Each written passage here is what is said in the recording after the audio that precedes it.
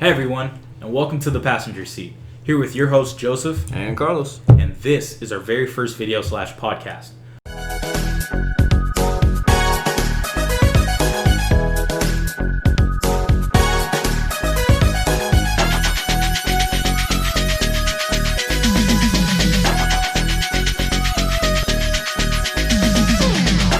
So we want to give you guys a little heads up on who we are and what our channel is about.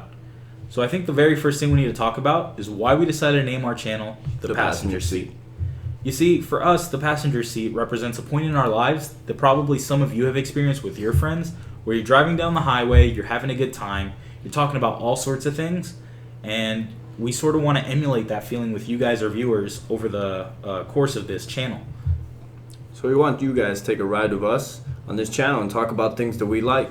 We can even talk about things that you guys like. You can leave a comment down below. Just put a topic, and maybe we'll talk about it on the show. Yeah.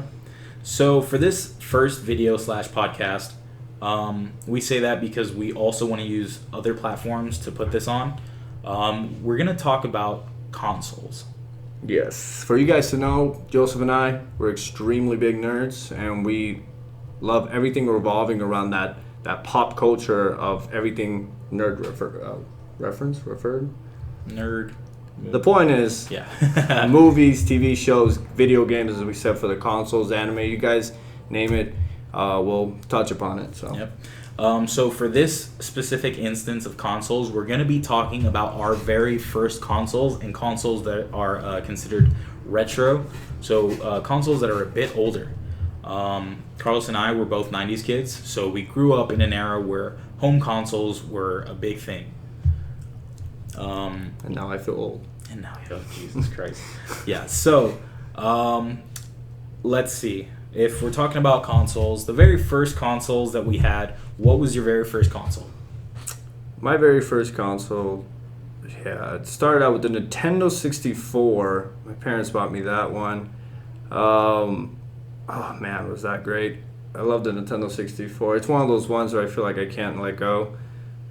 But everything about it was so, I think for its time, it was really big for Nintendo. Because before that, you had of course, Nintendo was always big. But I think when the N64 hit, it really brought those graphics. Right. Like every game had like those amazing graphics. Well, I'm sorry, amazing for the time.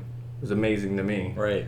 I think before the 64, it was the SNES. Well, the graphics are sort of pixelated or boxy or something.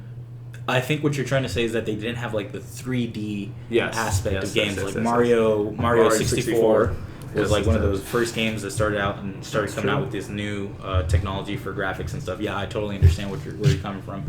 My first console was actually, like, the one that I actually owned was the PlayStation 2. So my older brother, he actually had a whole slew of consoles that I was fortunate enough to, play video games on and learn about all stuff revolving video games. But the first console I ever owned was a PlayStation 2. It was a birthday gift when I turned like 12 or 13. That was a good one. Yeah, PlayStation 2 really it held its own. Yeah. So Sony, with their console, it was really great. I was never an Xbox person.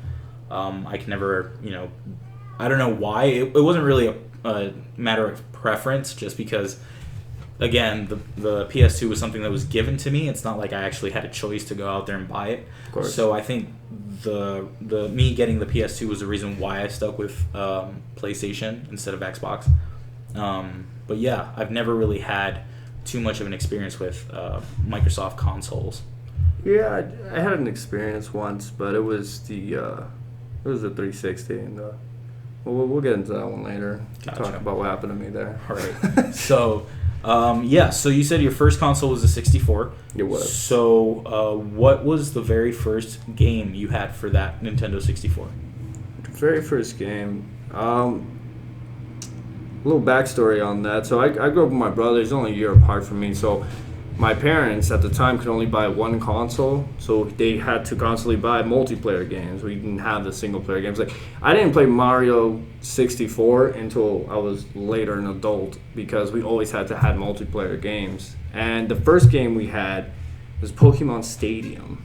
I'm not sure if most of you remember that one, but that was really fun because you didn't have to grind. You didn't have to grind. I remember it came with the whole Pokédex already in the game. Right. You didn't have to go catch them. You battle against your friends and family if your family was playing. But it was really great. And one of the things I enjoyed about it the most was those mini games. The mini games. It had the best mini games. Yeah, I remember. I used to play Pokemon Stadium with my brother's N64, and the mini games was where it was at because I wasn't like one of these strategical Pokemon players. Like, I wasn't going into battles. I was just going for the mini games. The Rattata one. The Lickitung. The Lickitung. Oh, those are great. Drowsy sucked. The Drowsy mini game sucked. Was it Drowsy? Yeah. Okay, yes, it was Drowsy. Drowsy pushing the metronome thing. It was horrible. Was it Hypno, was it? I think it was Drowsy. Okay. I think it was Drowsy. Maybe there was a Hypno in there. Maybe. I don't Whatever. recall, but it's one of the best video games. I mean, I feel like maybe Nintendo should make a comeback, at least on the minigame aspect of it. I mean, they're doing that with Pokemon Snap. That's true. And it's a great idea. Like, if anyone from Nintendo is watching this, please do a remake for Nintendo Switch for, like, Pokemon Stadium or Pokemon Coliseum. Or, like, Pokemon, was it GX or DX? The one XD. With the Black Lugia. The Shadow Lugia, yeah. Okay. So, if y'all can make a remake of those games for the Switch, that would be amazing. At least the minigames. Give me the minigames, right? Just give me the minigames. My first video game with the N64, I guess since we're touching on that topic, would have to be, or my fondest memory at least, because I never owned any video games for the N64, was actually Banjo-Kazooie. Oh, that's such a good game that I didn't get to play as a kid. Yeah. See, for me, it's weird because I always get Banjo-Kazooie and Crash Bandicoot confused. Yeah, but I see that. I would assume that people would confuse Banjo maybe with like the Ratchet and Clank series and Jak and Daxter. You know, they had that series going on where they had a sidekick. Yeah. Like, I feel maybe Banjo started that. I'm not 100% sure. I'm pretty sure Banjo-Kazooie was the first like dynamic duo. I think so. I would have to look games. on that. Yeah. I mean, other than Mario and Luigi, but yeah. With my first game on the PS2 would probably have to be Kingdom Hearts 2. And I know that's kind of sacrilegious to some people who are saying, they're going, "Oh, you never played Kingdom Hearts 1?" No, I got to play Kingdom Hearts 1 later on. I played Kingdom Hearts 2 first just because I remember as a kid watching the commercial for Kingdom Hearts 2, and it had the song Sanctuary in the background. Yes. Where the graphics were amazing. You saw the trailer and you were just like, I need this game. Right. And so for me, after seeing that commercial as a kid, I was like, I need to go get this game.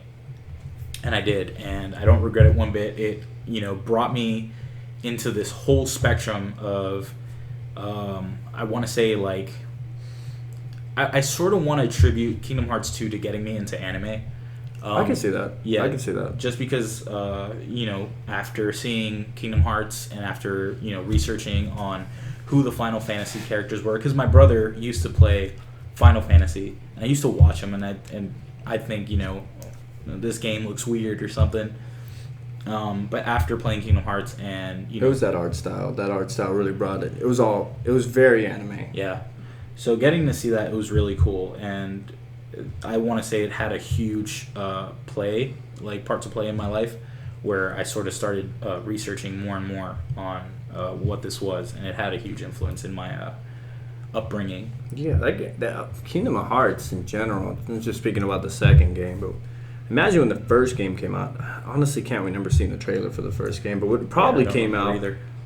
And I know now, with a lot of things, gaming and Super Smash Bros. And stuff like that, it was a big deal to see two different companies come together in a video game, like when Disney came in. I imagine that was a huge deal at its time. People were very confused, probably. Right. So I don't. Again, like you said, I don't know how it was for the first game, but I'm assuming that watching these characters that we do know fondly come into a video game aspect and a video game world. That was it was probably mind blowing. Yeah.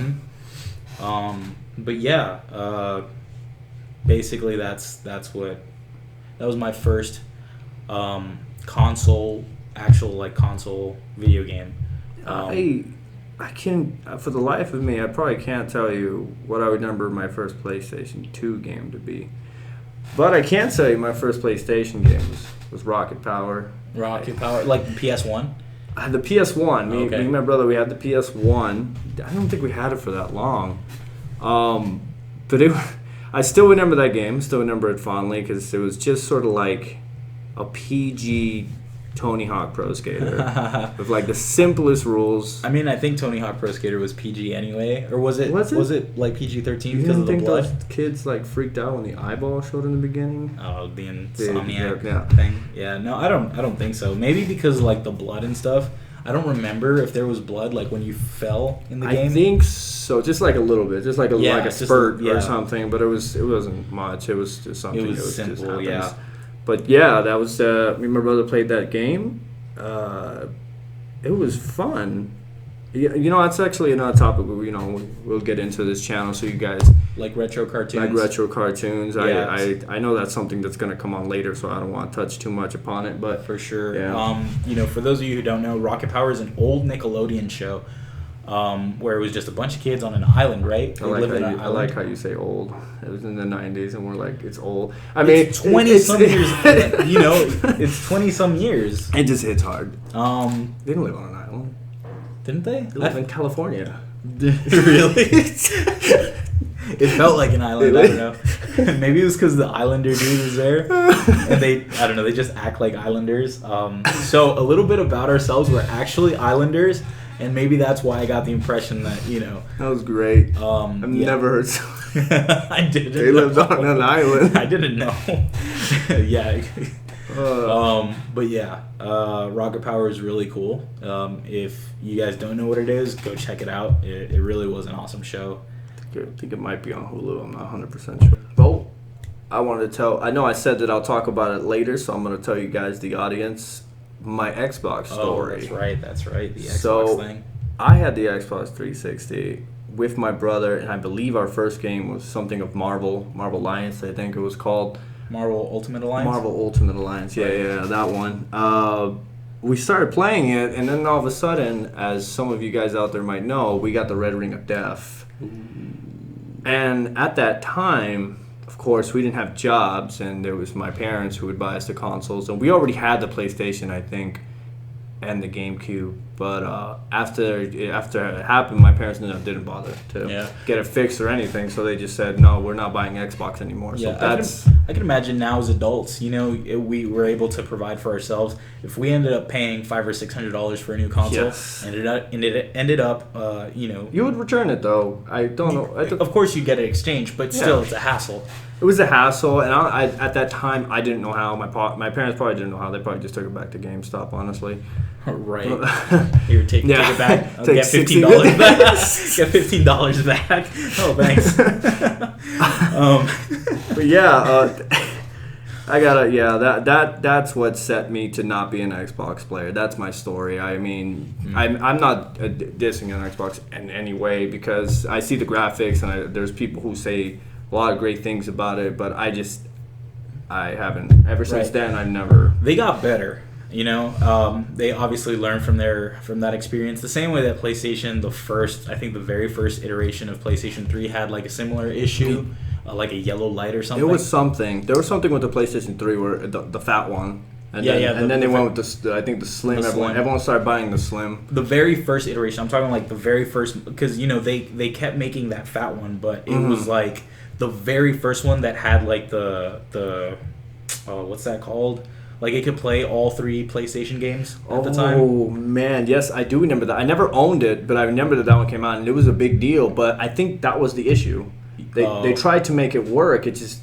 I think it worked fine playing the games. It just had an issue, like a hardware malfunction that just messed it up. Yeah, I mean, I would have to do more... We would have to do more research on that one, but... Anyways. Yeah, so that concludes our episode for today.